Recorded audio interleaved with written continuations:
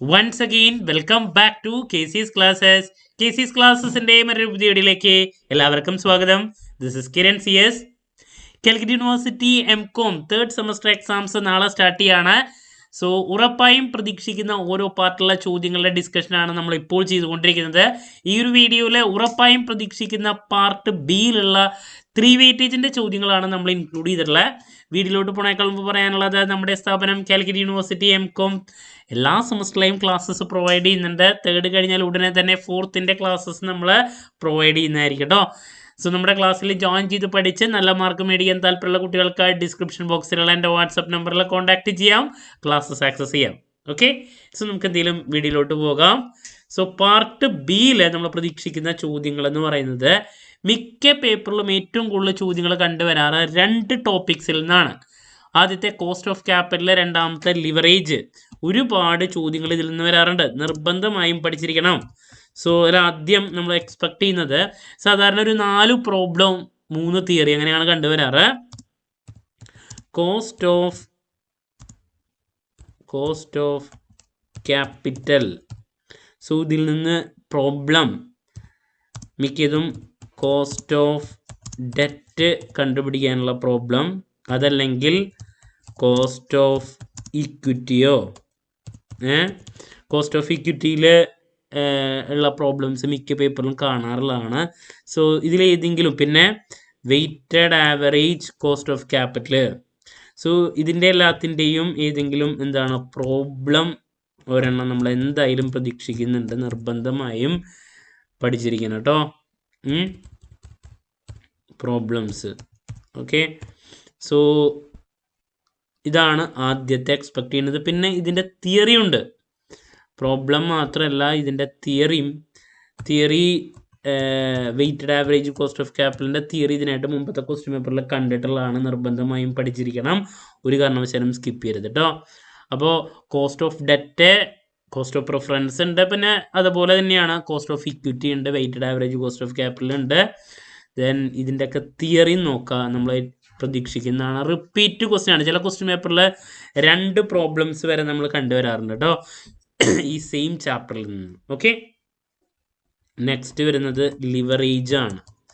ലിവറേജിൽ നിന്നും problem repeat ആണ്, അതിൻ്റെ തിയറിയും നോക്കണം.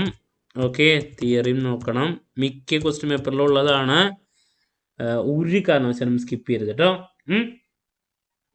ഇനി നെക്സ്റ്റ് മറ്റൊരു പ്രോബ്ലം എന്ന് പറയുന്നത് ഫ്യൂച്ചർ വാല്യൂ കാൽക്കുലേഷൻ ആണ്. Future value of cash inflow വളരെ ഈസി ആയിട്ടുള്ളൊരു ടോപ്പിക്കാണ് കേട്ടോ. നമുക്ക് ഡിസ്കൗണ്ടഡ് ഡീറ്റെയിൽസ് തന്നിട്ടുണ്ടായിരിക്കും, മൾട്ടിപ്ലൈ ചെയ്തിട്ടുണ്ടെങ്കിൽ നമുക്ക് ഫ്യൂച്ചർ വാല്യൂ എന്താണെന്നുള്ളത് കണ്ടുപിടിക്കാൻ സാധിക്കും. സോ അതിൻ്റെ ഒരു പ്രോബ്ലം.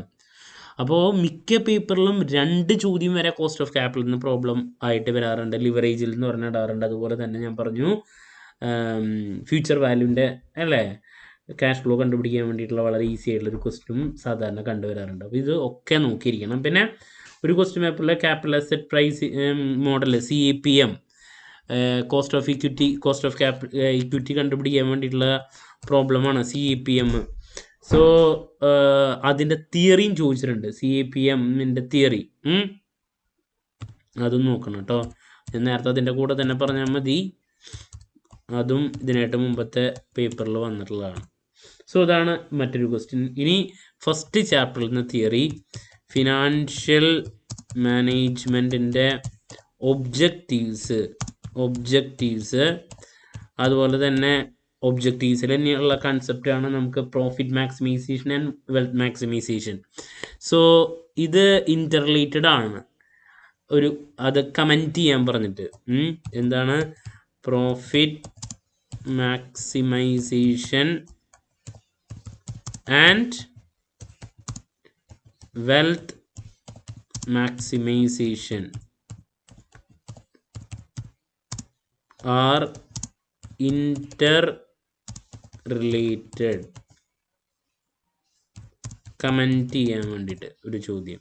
ഓക്കെ, ഇതിനായിട്ട് മുമ്പത്തെ വന്നിട്ടുള്ളതാണ്. അതുപോലെ തന്നെ ഫസ്റ്റ് ചാപ്റ്ററിലുള്ളതാണ് role and responsibilities of financial manager, ഇതിനായിട്ട് മുമ്പ് വന്നിട്ടുള്ളതാണ്. Role and responsibilities of financial manager. Okay, so ഇതൊക്കെ ഇതിനായിട്ട് മുമ്പ് വന്നിട്ടുള്ള ടോപ്പിക്സ് ആണ്. നിർബന്ധമായും പഠിച്ചിരിക്കണം, ഒരു കാരണവശാലും സ്കിപ്പ് ചെയ്യരുത്. ഫസ്റ്റ് ചാപ്റ്ററിലെ ബേസിക് ടോപ്പിക്കുകൾ കാണാറുണ്ട്. Next, innovative sources of finance.